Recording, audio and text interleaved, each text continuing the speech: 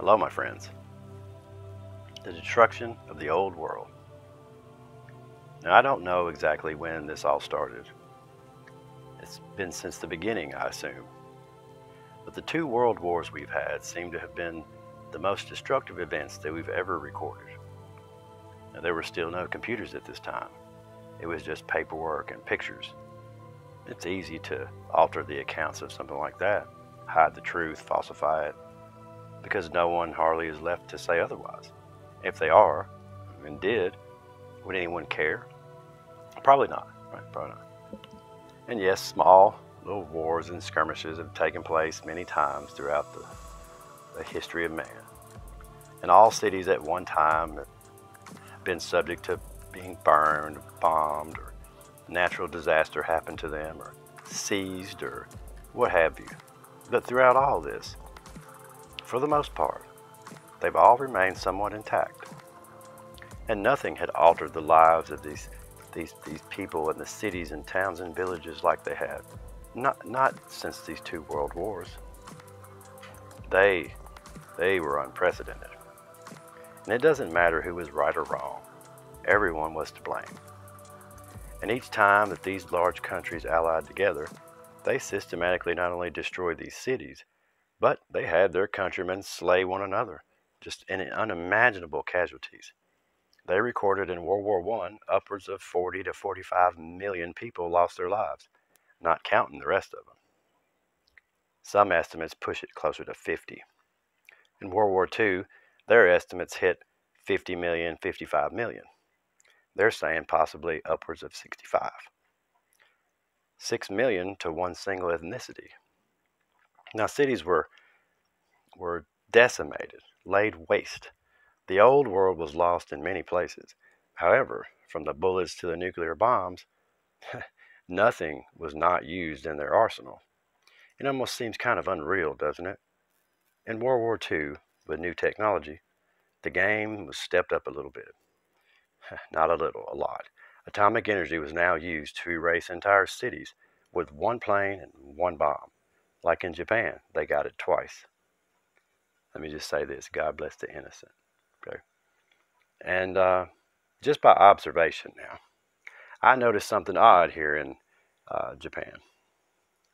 Almost at the epicenter of this explosion, there these buildings are, the old world ones. I guess nothing can flatten those walls, huh?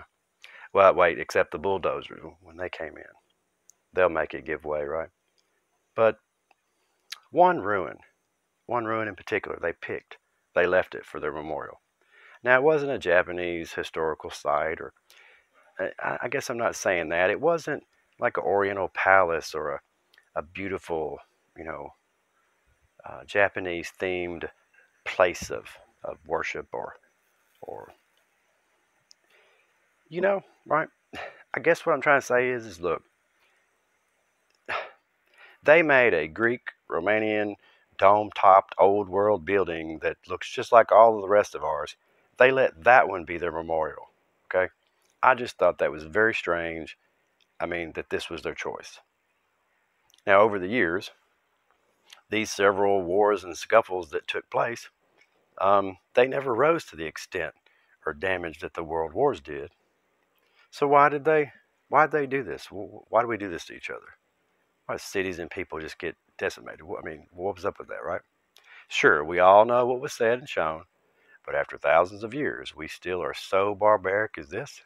So inhumane?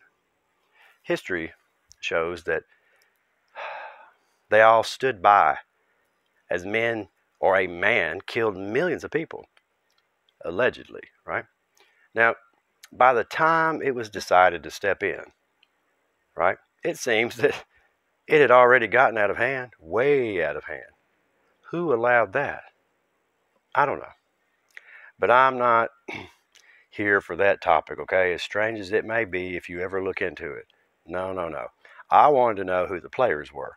Who was in charge, so to speak? Who wrote these narratives? Who gave us the history? Could it be the same countries every time? Could it be the same players? I mean, can it be possible there's secret brotherhoods that rule the world, that plan this all? I don't know, because allies get flip-flopped each generation, right? Just to keep confusion, I sometimes think. because no one knows who's friend or foe anymore. An example for the young people. Russia was known for a long time to have been the ones that saved us all from defeat in World War II. You could take that to the bank, regardless if you like it or not, it's the truth. Imagine that, right? So these main characters right on this stage, they still do the same exact play today. Oh yeah, and it's always the same, never changes. But that would explain a lot, right? If it were somehow connected. Well, if you ever doubted anything in this crazy world and how it works, let me introduce to you, known as the Big Three, United States, Great Britain, and Russia. Sure, there's China and all the others, but their role wasn't that big, right? But the people who ruled the world at that time, that's who we're going to see. These leaders, none other than the 33rd degree Mason United States President, Brother Roosevelt. Then you have the 33rd degree Mason, Great Britain's Prime Minister, Brother Churchill. Last but not least, the Russian President, 33rd degree Mason, Brother Joseph Stalin. Do what? Wait. He wasn't a Mason? Oh, I'm sorry, I may be incorrect. You know what? I saw the hidden hand in several pictures. He was just cold or something. Yeah, sorry about that. But, however, maybe someone should have told whoever made this statue of him. These clowns are unbelievable, y'all. And I can't stand them. Well, oh well, I just thought I'd show you a few things and how they just completely got rid of everything for us. And, I don't know. I'm Wild Dog, and I am out of here. See you later, bye.